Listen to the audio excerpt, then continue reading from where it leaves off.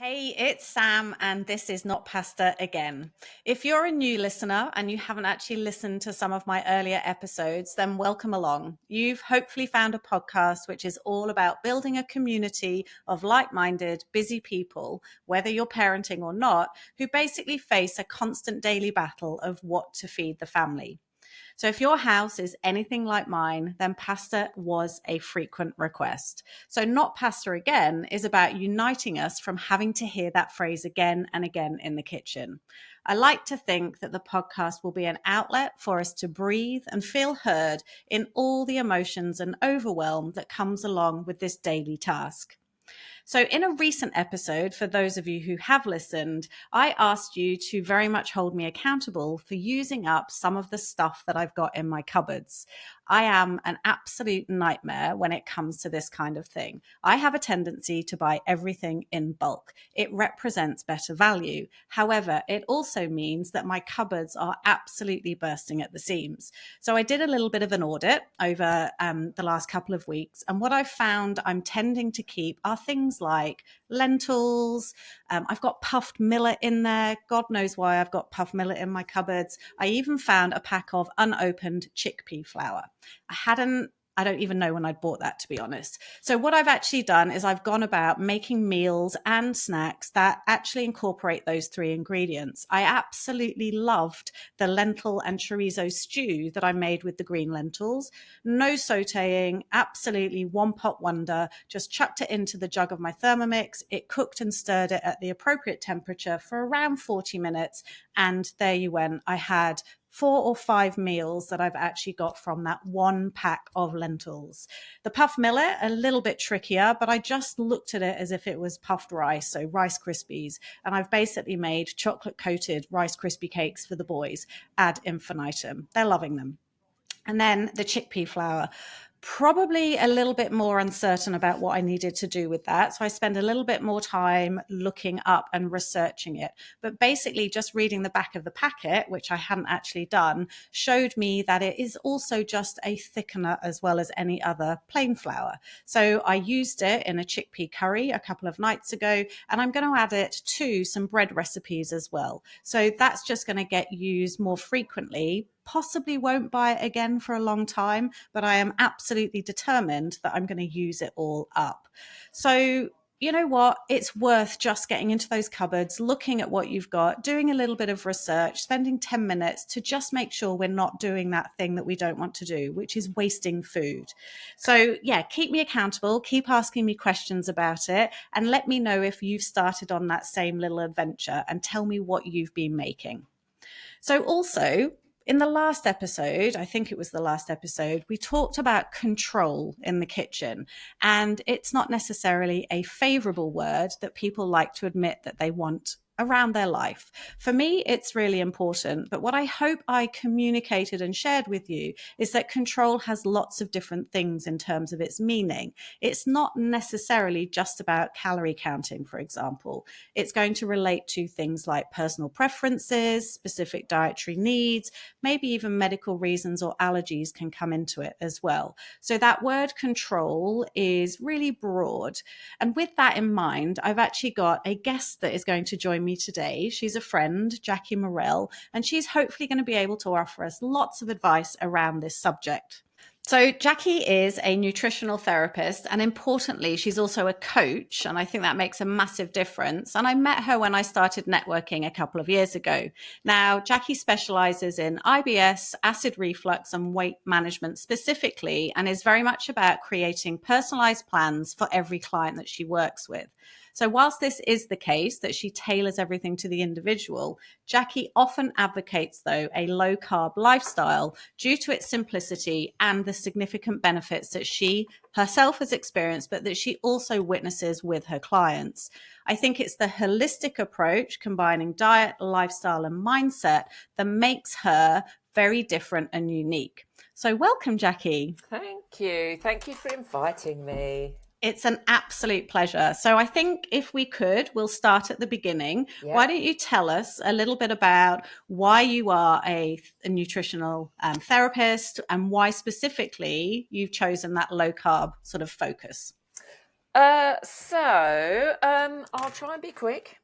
I have been an IBS sufferer since I was 25, which is a very, very long time ago. And there was no advice at all when in the 90s, there was nothing. And so I suffered for 35 years, really, with IBS. And one day, I had a very bad incident at work. And I decided I'd better do something about this because I was getting sicker and sicker no matter what I tried. And I really did try a lot of things. Anyway, I came across a book that taught me about the microbiome. And once I'd learnt about the microbiome and then learned about how to look after and tend your microbiome, and that is actually through a low carb diet, everything changed for me. Within 6 weeks, I'd lost weight. I'd stopped having daily headaches. The pain had gone. It really was amazing in that first 6 weeks. And it was then that I decided I wanted to understand what had happened in my body because it wasn't good enough for me to have just made that change. So then I decided to study nutrition, which ended up full time, actually. They say it's a part-time course, but I kept going down rabbit holes. So it just took me a long time. So in the end, I studied nutrition for 4 years. And when I finished my nutrition qualification, I wanted to open up my own business. And, I think IBS people just get pushed aside because it's not serious and lots of doctors think it's something in your head and, there's nothing you can do about it, all those kind of things. Yeah, I think I want to take a step back in that case because it's really interesting that you suffered sort of not silently, I'm sure, but what was sort of the doctor's approach then? What were they recommending for you with the symptoms? So when I first went, they did do an H. pylori test, and an H. pylori is a virus that can cause some symptoms. Burning and pain when you're hungry is one of the biggest symptoms. But I did the test and then they didn't contact me. And 6 months later, I went back and they said, you've got this infection. And then they give you 3 weeks of antibiotics and that's it. No advice. And at the time, there was never any advice about antibiotics and probiotics. So that was the first thing. The other thing the doctors gave me was peppermint.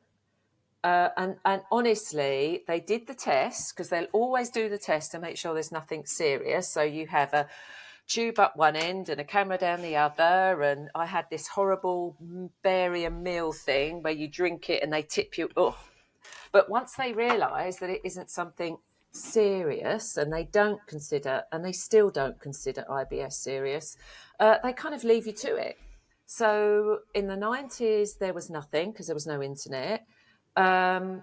And then over the years, I didn't really read books, but I did look for supplements because one of my big things was low energy. And then when I had my menopause on top of that, honestly, it was just, I was working in a trading room. I was running a big team, multi-million-dollar projects, and I couldn't get through the day without feeling that my eyes were rolling in my head because, when you've got IBS, you don't absorb nutrients properly. So I didn't bother going back to the doctors apart to get HRT.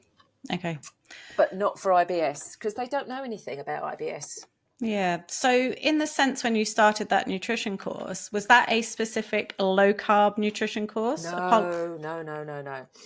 No. Do you know, low carb is a funny thing because when you're studying, particularly because I'm BANT registered. BANT is the British Association of Nutrition and Lifestyle Medicine.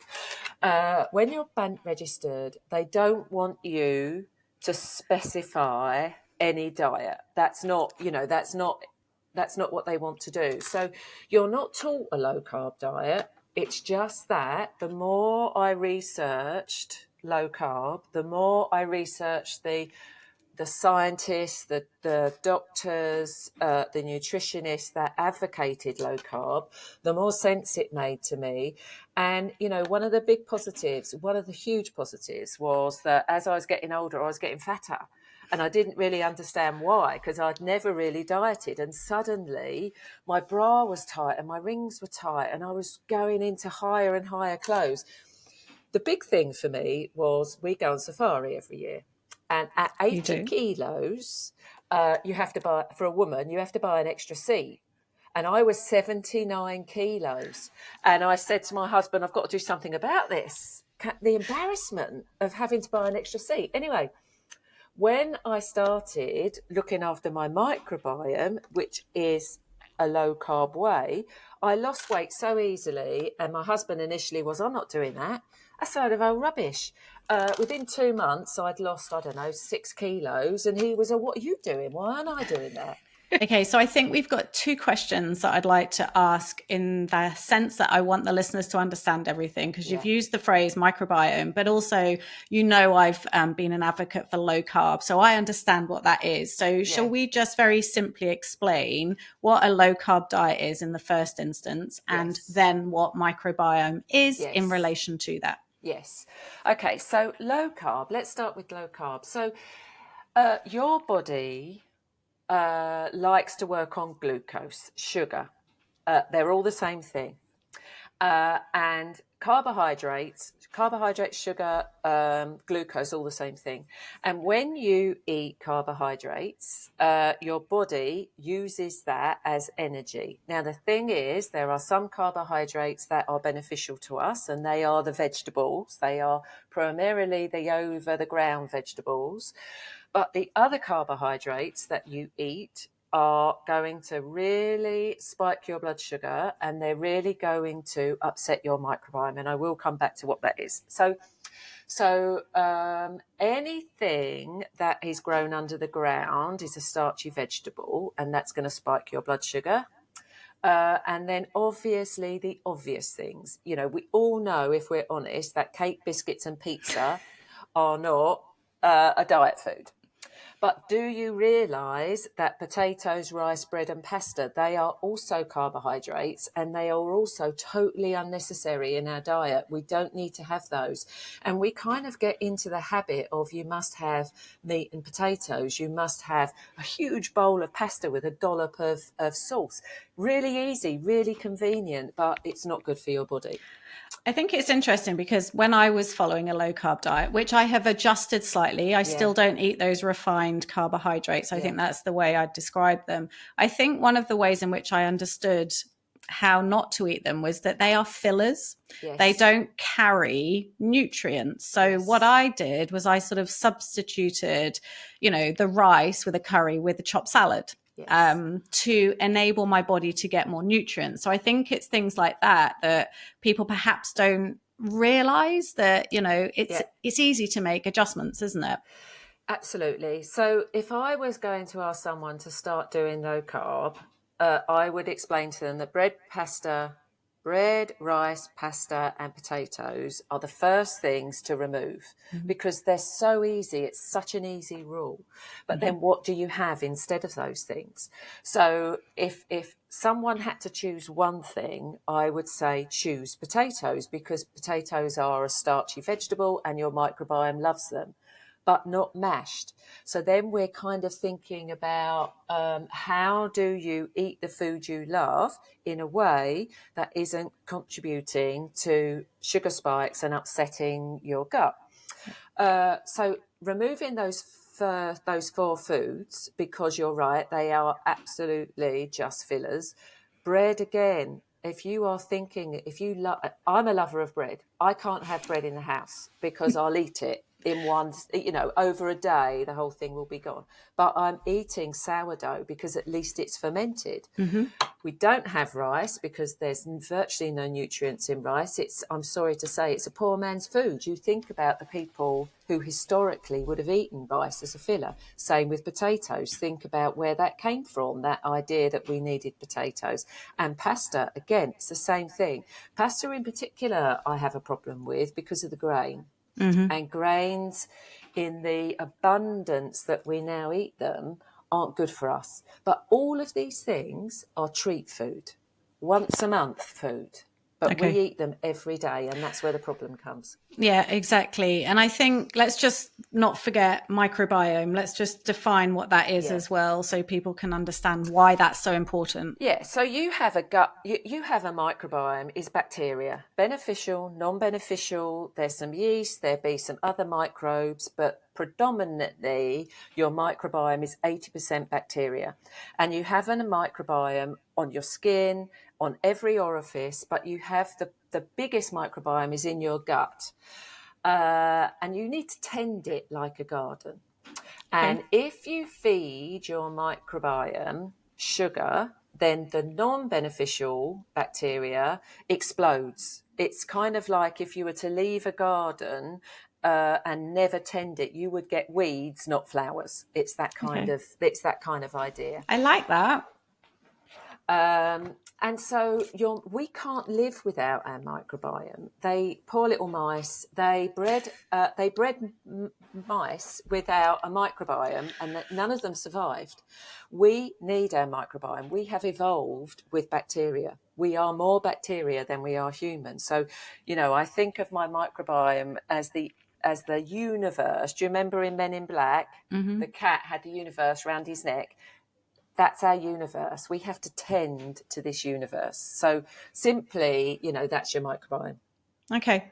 So I think whenever somebody is looking to potentially make a change, maybe they've identified they're not feeling great, or they might have symptoms like you've described with your IBS. I think change is a difficult thing for people to do. So how do you deal with that? What would you say to people to sort of get them over that little hurdle?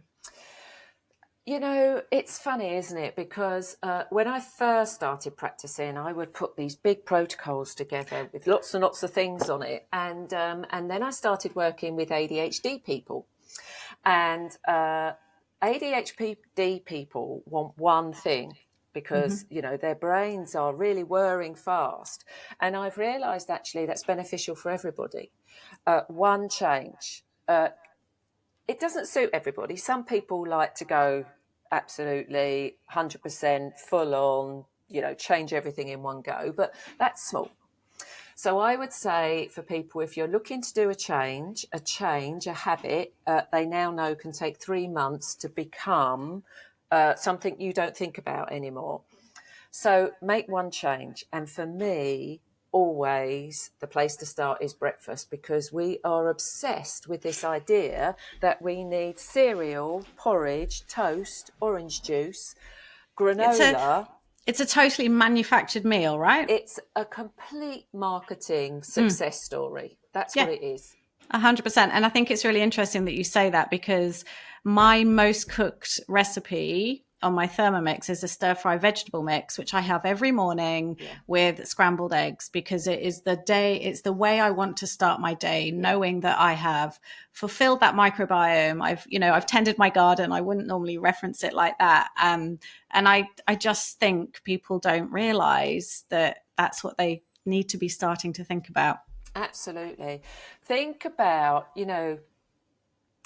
having dinner for breakfast. That's the way I, you can have anything you want for breakfast, but the breakfast that has been in the media that we grew up with is really more dessert than it is food. It's very, very sweet.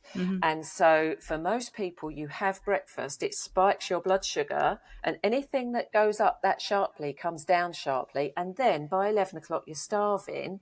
And then you start picking, go to the machine and get a hot chocolate, or go to the machine and get a bar of chocolate, or whatever it is. And that is because you started your day with a lot of sugar. So when you start your day, a stir fry for breakfast, that's amazing. I love it. I absolutely love it. And I've got my eldest son eating the eggs, and he has smoked salmon. I haven't quite got him onto the vegetable mix. He sort of looks at it. He'll get there, I think. But again, I just want to go backwards. I think there's 3 things. If I remember the 3 things, I think simplifying things is something that you've referenced. I am a massive advocate for less is more. I think if you do less, then you're going to achieve more out of it. And I've very much sort of been saying on this podcast that it's small steps. Yes. So I love the fact that you sort of talk about that as well. I love the fact that you've been adaptable. Like obviously at the beginning I said that you work individually with people. Could you give us some examples of how you've had to make differences for different people? Like you've referenced working with ADHD people, but what else? How do you make it different? So, the biggest your thing with IBS, I'm sorry to bring bowels into the conversation so early. Everyone is used to me talking about bowels. With IBS, you are either a diarrhea person or a constipation person. And to be honest, you're having to think about those in slightly different ways. My biggest success, I have to say, is a young woman who came to me and she had put on 3 stone really quickly and she'd lost her confidence, totally lost her confidence. And she'd been to see the gastroenterologist who'd said to her, you have a very slow moving bowel and you're never going to be any different than you are now. And she would go once a week if she was lucky. And it was painful. She was bloated. She had no energy. She was putting on weight. She was vegetarian. And so low carb when you're vegetarian is a little bit more tricky, to be honest, because I would be advocating that you eat more animal proteins because they're satisfying and they're so good for us. They're so good for our brains. They're so good for our gut. So with her, I had to think, how am I going to give her a low carb diet? Because that's what she needed to help her to lose weight without hunger. That's the biggest thing to think about. You can lose weight if that's your aim, low fat, low carb, low calorie, da-di-da-di-da. But you want to do it without starving, without feeling that you are restricting yourself, and low carb does it for you. Low carb means that you consistently lose weight for longer. You don't hit that wall where you can't lose weight anymore because you're accessing your fat reserves. So for her, we had to find a way of making it easy because she's working.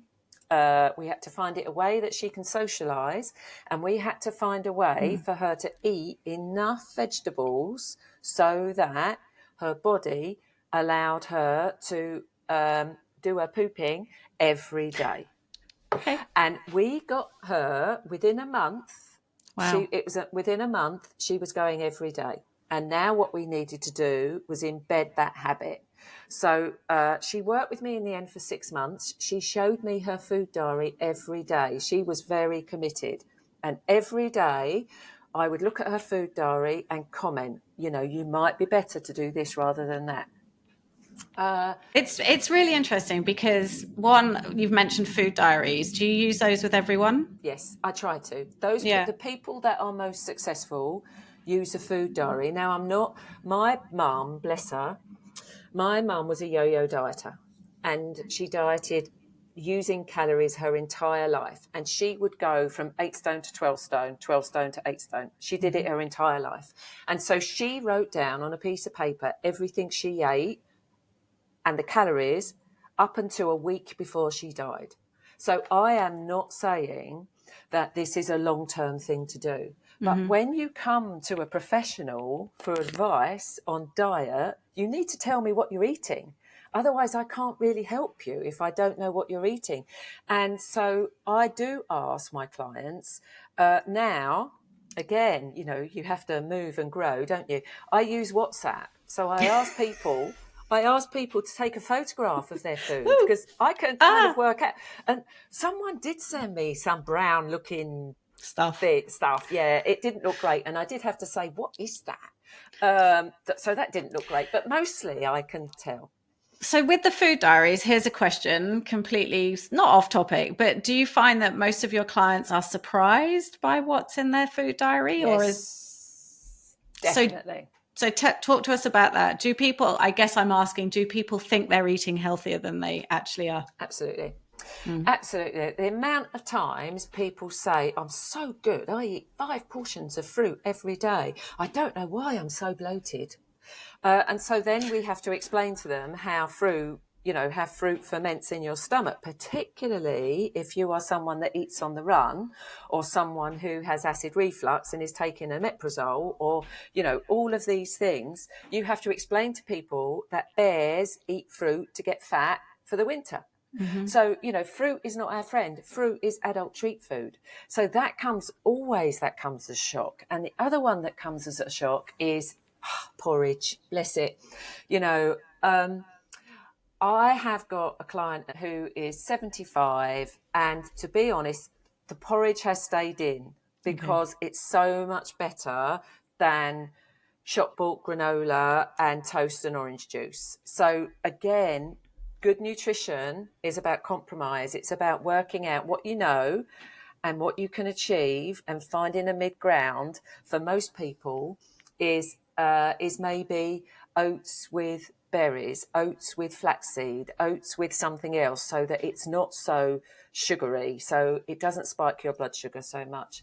And the other thing that people cannot get their head around is how, I'm not saying be vegan, but how much plant food you really need to eat. And the plant food, and this is where I kind of experimented last year. We talked about this before, didn't we, Sam? That, your gut microbiome loves the starchy carbs.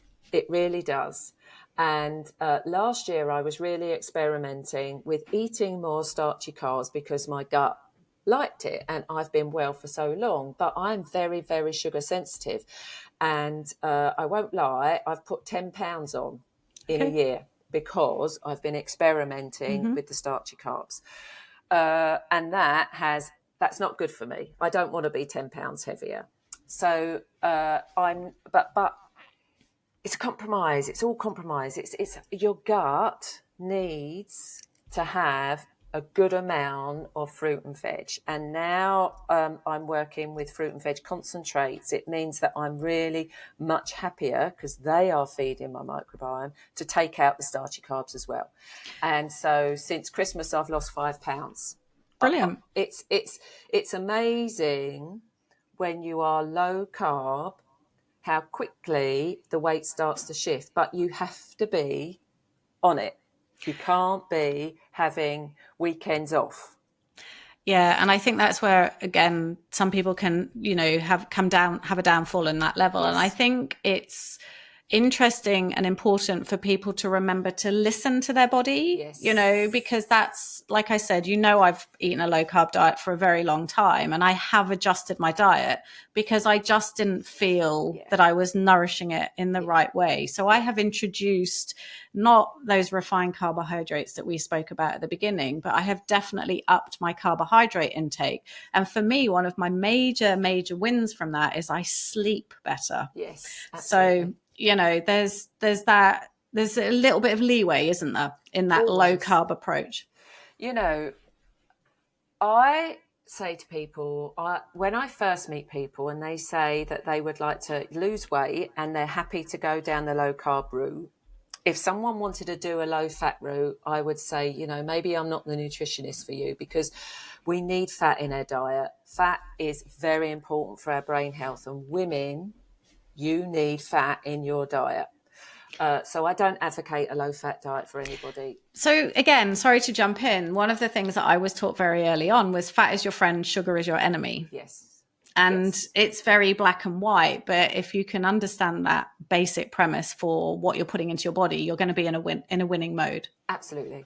But I grew up in a low-fat diet. And if you look at the statistics, when we swapped from a high-fat, low-carb diet to a low-fat, high-carb diet, which is what some of the weekly weighing groups suggest, let's put it like that, we saw an increase in obesity.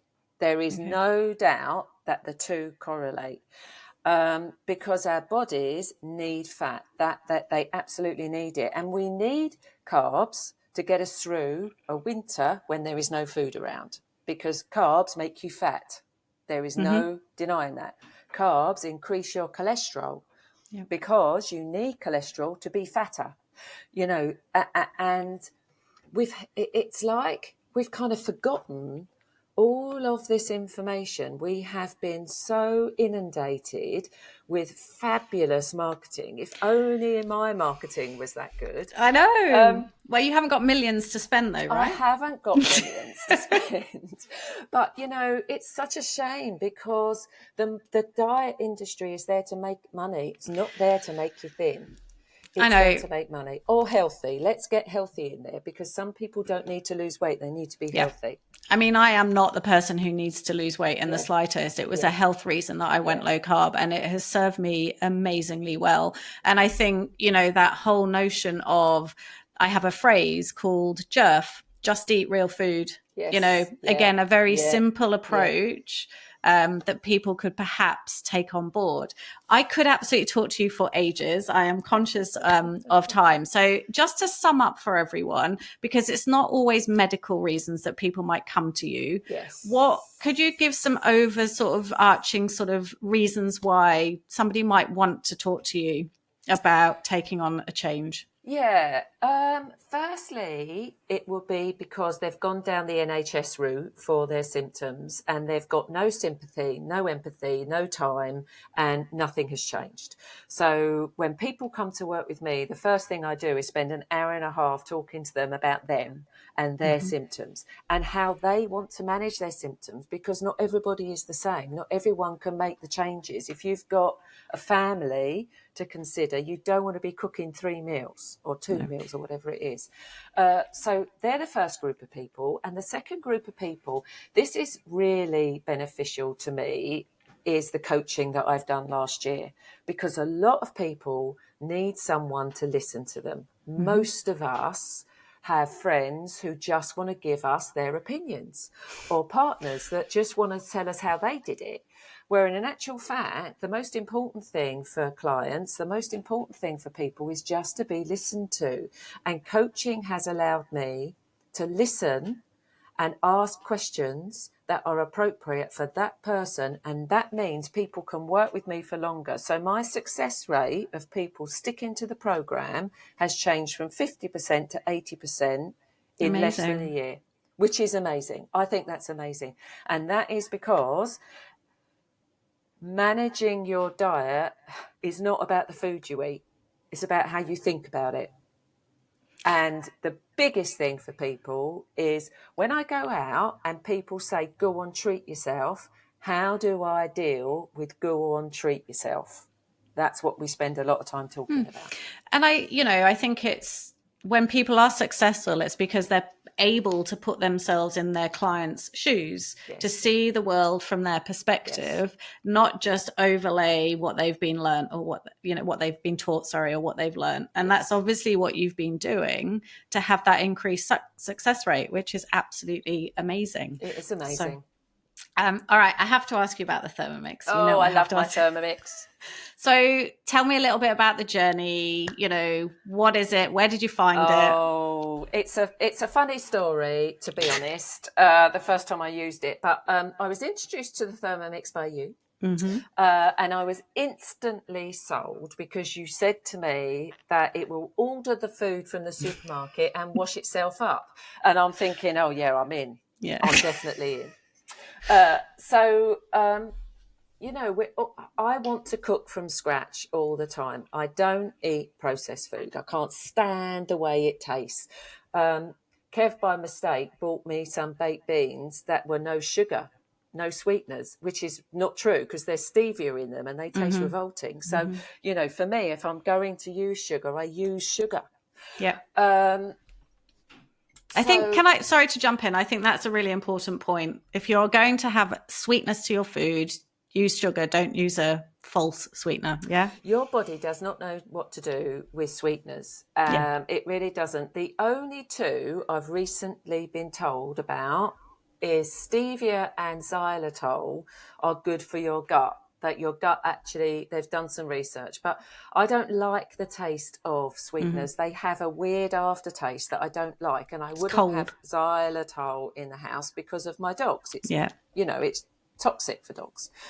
Right, I do like to cook from scratch. But I found that I was doing the same thing all the time, and I hated chopping. What a waste of time shopping is. You stand there anyway. It is. Thank you. It really is a waste of time. So you introduced me to Thermomix, and I must admit, I'd watched you do your video, and when it came, I was so excited because all I needed to do was chuck it in and go, whew, and so I didn't. That's what you did. That's what I did, and it came out as brown baby food, brown puffy baby food, because it had blended a lamb curry. Mm-hmm. And my husband said, "Oh my God, what have you done? What have you done?" Now, I will admit that because I'm low carb, there's too much sauce in a lot of the recipes. So it took me quite a long time to work out how to adjust the recipe. And I'm not fiddling around with that inbuilt thing where instead of 4, you make it 2, because, I'm not very good at following rules like that. So I just kind of adjusted it for myself. But now I've figured it out, and I'm going to say this quietly. My husband has stopped moaning about the recipes that are coming out of the Thermomix. Good. He doesn't even know I'm doing it. He says, "Oh, that's delicious." I don't know how, because he must be hearing it going. He just likes it. He likes it. Just leave it. Don't make him admit that he likes it. And, keep it on that even ground. So tell me how the Thermomix fits into your world on a day-to-day basis. So I have a protein smoothie for my breakfast. And I started doing that because I was supporting a client and giving her accountability. Mm-hmm. And so we started doing it together, and I realised actually that I like the freshness of a smoothie. So every morning we do a smoothie in it. Soups are so easy to do. Oh God, I tell you, when you don't put the lid on the blender properly and it ends up on the ceiling, that quick soup takes hours because, it's... So soups are amazing. Curries That's not what you do with your Thermomix, though, is it? It doesn't go all over the ceiling. It never goes over the ceiling. It's all done in one pot. Mm-hmm. Teddy helps me. Teddy is my grandson. He's 3, and I'm trying to introduce him into fruit and veg. So he sits on the side. Everything goes in his mouth. And then in a Thermomix, and we make soup together, or we make whatever it is we're making together. But, it's good because he sees real food and he knows what an onion is and he knows what it tastes like. It might be a bit, I'm not sure that I like that taste, Nana, but it goes in a Thermomix and he pushes the button. So now we've got children involved in the cooking, which is really important if you want to teach your children not to eat McDonald's and JFK. No, that's not the right one, is it? I don't even know. KFC. I don't eat that stuff either. No, but I'm not in charge of my grandson's food. So he said to me, "Oh, look, Nana, there's McDonald's the other day. He's 3. They all go there. Oh my God. Yeah, let's not go there. So, there's so many benefits. So soup, curries are the most simple thing to make. I love the slow cook. So I used to have a slow cooker, and I did this huge recipe that went in the slow cooker, or went in a pot in the oven as a slow cooker, and it said take 4 hours. I came back after 4 hours and it was burnt to a crisp. Obviously I've got the temperature wrong. You never get the temperature wrong in the Thermomix. It kind of, it takes the worry out of cooking. If you pick, I've got in my cookadoo, I've got recipes for clients, I've got low carb recipes, I've got recipes for curries, recipes for treat food, I've got, and I'm always I do like the occasional alcoholic treat. So a margarita in a Thermomix is about the easiest thing you can possibly do. Chuck it in, push the button, and then you're away. It's not like blending when, let's not go back to blending, but it just makes life easy. The cookadoo, once you get used to it, but it's like any new thing, you have to get used to it and you have to learn. You wouldn't expect to know how to use your oven properly or your hob. You wouldn't expect how to use it. You wouldn't expect to use it the first time and get it perfect the first time. So if I was to ask you to put your coaching head on or hat on, I think one of the things that I enjoy the most about what I do with a Thermomix and introducing it to people is the transformation. So the change in the emotional aspect of eating and food preparation. If I could ask you to sum up how that has changed from what it was like for you before to what it does now with the Thermomix, what would you say has that shift or transformation been? It means that I cook from scratch every day, and I batch cook a lot. Mm-hmm. And that has meant that I don't eat takeaways because, quite a lot of the time you feel terrible the next day and you think it must have been the wine, but actually it's a food hangover that you're getting from your takeaway. We don't eat takeaways. We don't buy shop-bought convenience food because the Thermomix makes convenient food. It's interesting because I thought about, convenience food in the UK is huge. And I think that's one of the biggest barriers that we've got from a Thermomix perspective, because there is a pre-made this and a pre-made that. And I think the Thermomix redefines convenience. Yes, absolutely. I do say to my clients, there's a difference between ultra-processed food and convenience food. Convenience food is real food that has been cooked for you, but there's not many of those things, and you have to know what you're looking for. So now it's more time-consuming because you've got to go to the shop and you've got to really read ingredients, and most people don't do that. The Thermomix opens up 80,000. I mean, 80,000 recipes is so overwhelming, but you can put in Indian recipes. And my husband has said to me over Christmas, I don't like takeaway Indians anymore. I prefer your Indian. He doesn't know I'm cooking it in the Thermomix. I like how you whisper that. I know, he can't hear me. He can't hear you anyway, probably. Well, he might be able to. And I think, so for me, that's an authenticity, isn't it? That the flavor profile of the stuff you're making. Absolutely.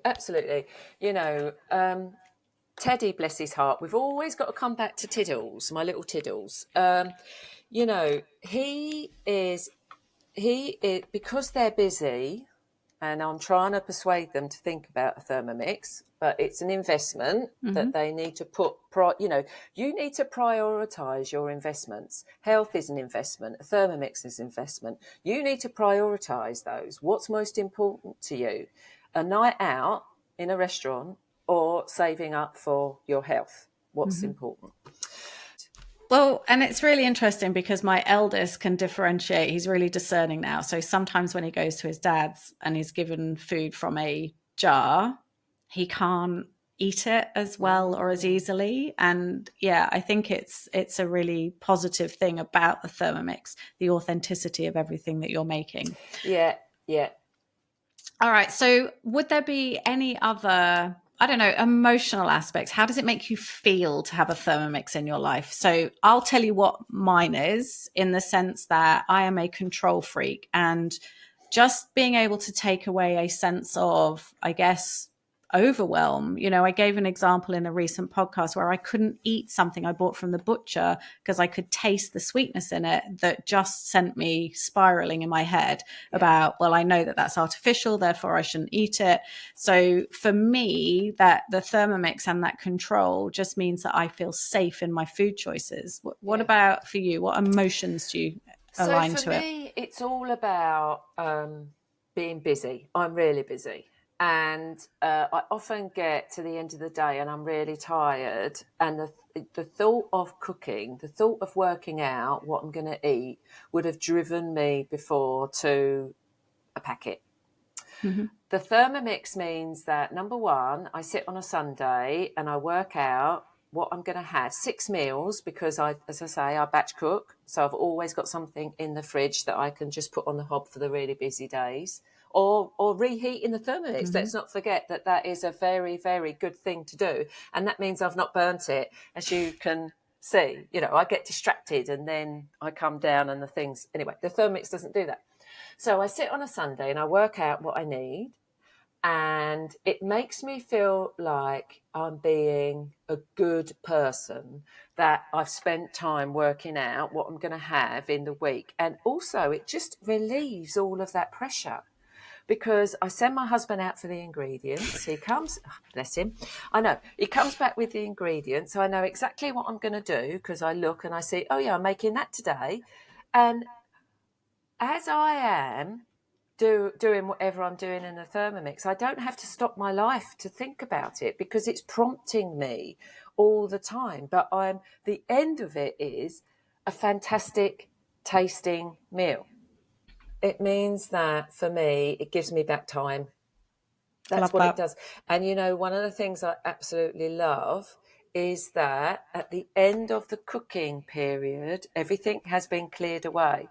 So all I have to do at the end of the cooking is wash up my Thermomix, and it can wash up itself. But honestly, it's just a rinse under the tap in the dishwasher. And so I've cooked a meal. There's not stuff all over the place because I've got time to put things away and I know what I'm doing and I haven't forgotten an ingredient. I love it.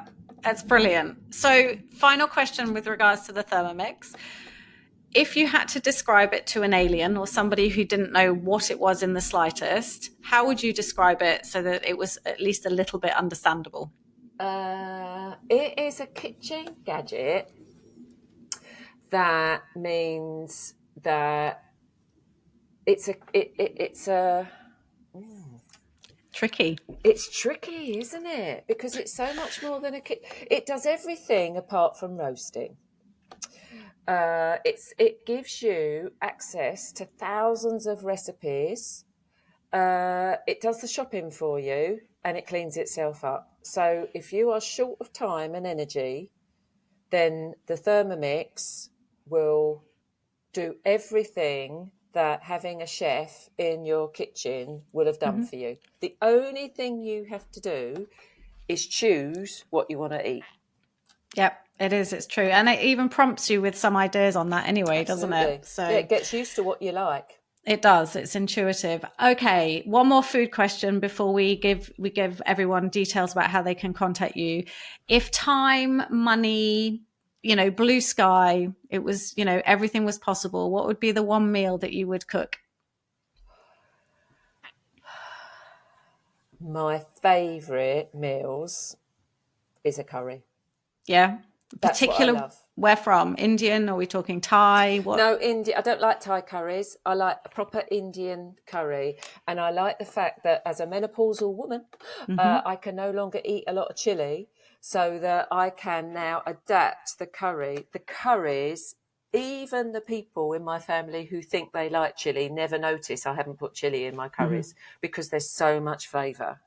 And the fact that you grind your own spices at the beginning so that they are fresh, you don't realise how horrible those dusty things are that you buy in the supermarket in comparison to fresh ground spices.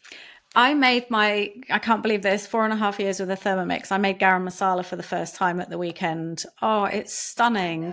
Toast and roast those spices in the base, grind it up. Anyway, I know, amazing. it's one of my favourites. That's one of my favourites. I make a lot of curry.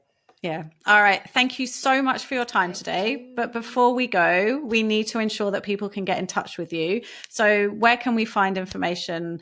Where do we go? Where do we direct people? So go onto my website, which is www.foodforhealthyguts.com, and the 4 is a number 4. Okay. That's the best place to start on my website. There's loads and loads of recipes, loads of low-carb recipes on there. There's loads of blogs, loads of me just whittering on about things that I love.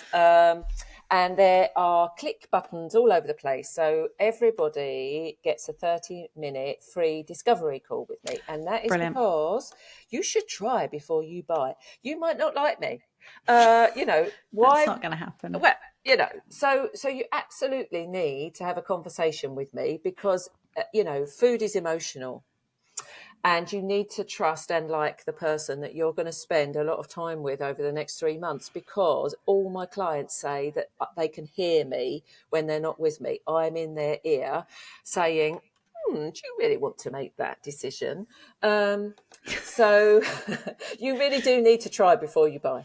Yeah. And you've just, again, sorry, I am winding up, but you've just referenced 3 months. Is that the general time frame that you work with people? Well, if someone is nervous, then we start with 3 months and then you can add on. But Okay. if you are someone who has IBS or acid reflux, or if you are someone that really wants to get to grips with your weight management, then I advocate working with me for 6 months. Then you've got your accountability. That's Brilliant. really what this is all about. Working with me is accountability, having to show up every 2 weeks and say, do you know what? It wasn't such a great couple of weeks. Don't worry about it. Yeah, exactly. Jackie, it has been amazing. I really, really could speak to you for ages. There's so much more that I think we could cover. So I may ask you to come back. We may get questions. So I hope that it will be okay for me to forward those through to you if that's the case. Yes. And I would just encourage anyone who is listening to the podcast, if you want to know anything about how a low carb lifestyle could help you, then Jackie is definitely somebody to get in touch with. We will put Jackie's details in the show notes as well. So you will always be able to either go to the website, email her maybe, and just find her on Facebook, because I'm pretty sure you have a Facebook page. Yes. So I'll just wind up and say thanks again, Jackie, and here's to a great 2025. Thank you very much. Thank you for inviting me. Pleasure. Okay, guys. So in the next episode, I'm going to be looking at and talking about cooking when it involves children. So actually what we want to cook for them, and also maybe looking at getting them involved with the process as well. Please do keep the emails and messages coming in. It really helps me determine what we are going to talk about, but also it does keep me accountable. I'll keep you posted with all the things that I'm making, with the things that I've got in my cupboard. And please do share any new recipes that you might have tried, because you never know, it might be very relevant for all of us. Don't forget my Facebook group. We'll put all the details of that into the show notes, along with Jackie's, as I said earlier. And I look forward to hearing from lots of you in the future. So till next time, remember, it's all about flourishing rather than floundering with food.